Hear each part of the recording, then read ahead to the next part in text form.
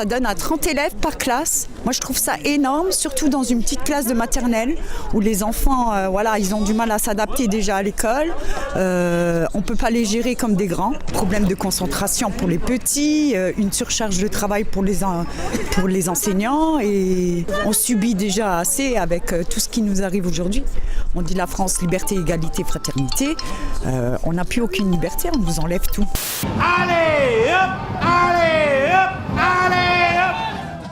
Et pour contribuer à cette grande fête, les participants sont venus de toute la Moselle, mais également de Mulhouse, de Valenciennes, de Cherbourg ou encore d'Allemagne et du Luxembourg.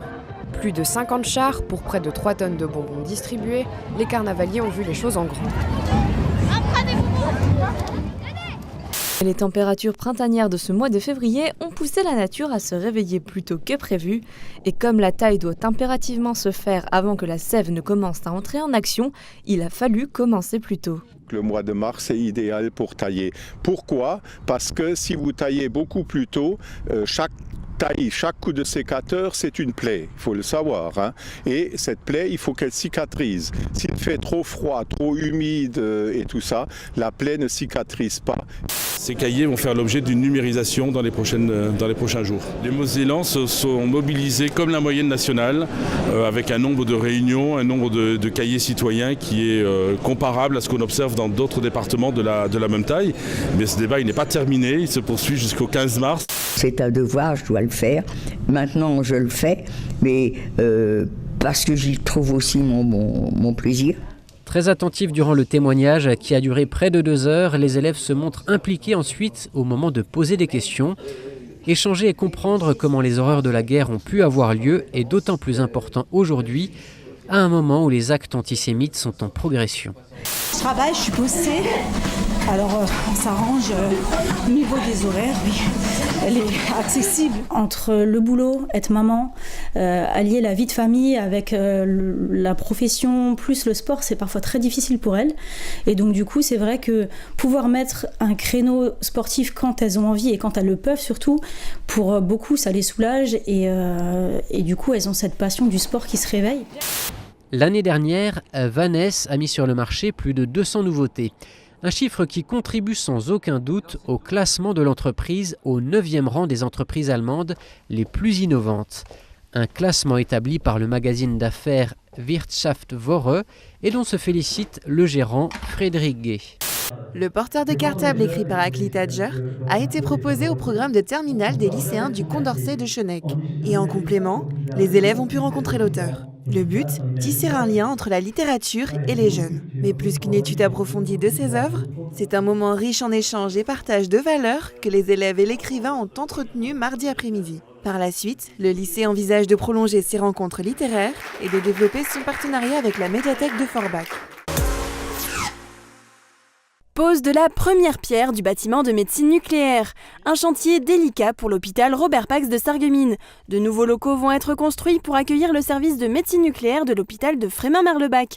Le gros œuvre de ce projet ambitieux devrait débuter la semaine prochaine. C'est la Casque qui finance intégralement ce projet. L'hôpital lui versera un loyer. Ça déménage à Wölflin.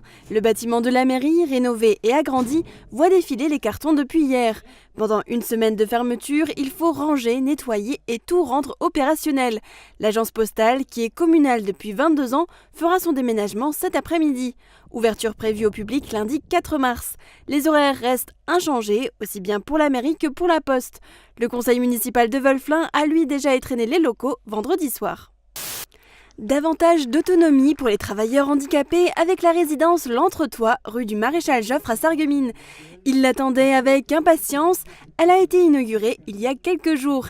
10 appartements d'une surface de 44 mètres carrés vont être habités dès le mois de mars. Il y a d'ores et déjà une liste d'attente de plusieurs personnes pour ces logements. Le coût de la construction de la résidence s'élève à 1 700 000 €. Un alambic tout neuf pour les arboriculteurs de Neunkirch. Les amoureux des fruits viennent de faire l'acquisition de cet outil dernier cri aux multiples avantages. Une seule passe suffit pour obtenir de l'eau de vie avec cet alambic qui dispose d'un dispositif de conservation des arômes. Il fonctionne au gaz et à l'électricité. Sa mise en service est imminente. Avant de le mettre en marche, les arboriculteurs bénéficieront d'une formation. Ce nouvel alambic va changer la vie des quelques 150 membres de l'association qui se servaient jusqu'à présent de 2 alambics mobiles ancienne génération. Un anniversaire douloureux commémoré à Hersching-Giederkirch. Durant la Seconde Guerre mondiale, le 23 février 1945, au matin, un bombardement aérien détruit le village. Croyant bombarder des Allemands, les Américains tuent 45 civils, dont 23 enfants. Leurs noms et leur âge sont rappelés chaque année lors d'une cérémonie en leur mémoire. Une messe a été célébrée à l'église Saint-Maurice, suivie d'un dépôt de gerbes à la fosse commune. La tradition ne se perd pas à l'EHPAD Sainte-Marie de Sarreguemines. Hier, les résidents ont fêté eux aussi carnaval, en présence du couple princier et mini-couple princier de la société carnavalesque de Sarreguemines. Comme chaque année, l'EHPAD a également élu son propre couple, également ensemble dans la vraie vie. Ce sont Madame et Monsieur Boudinet qui ont été choisis. Chansons, danses et blagues ont ponctué toute l'après-midi. Les Tamouls ont fait étape à Sarreguemines pour leur 17e parcours à vélo. Du 18 février au 4 mars, ils pédalent de Bruxelles à Genève. Leur combat, faire ouvrir une enquête sur les crimes de guerre, les crimes contre l'humanité et sur le génocide commis contre leur peuple par le gouvernement sri-lankais. Une demande qu'ils réitèrent depuis 2009 auprès de l'ONU. Les violences contre cette ethnie sont toujours d'actualité et leur population ne représente plus que 7% contre 37% en 1948. FIFA, Just Dance ou ici Mario Kart, la médiathèque Joseph Schaeffer de Beach a organisé un tournoi de jeux vidéo samedi pour les jeunes vacanciers. Il y avait moins d'inscrits que la semaine dernière.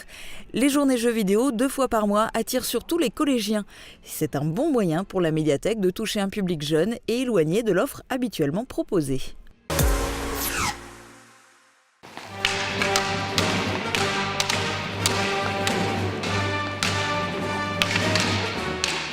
Dark Vador et Luke Skywalker n'ont qu'à bien se tenir. Les membres de la troupe Les Lames des Lacs répètent actuellement une intervention sur le thème de Star Wars. Ces enchaînements scénarisés, appelés également combats montés, font la réputation de cette troupe artistique de Putlange-au-Lac. Formés aux armes historiques, fictionnelles et folkloriques, les membres des Lames des Lacs manient également le sabre laser.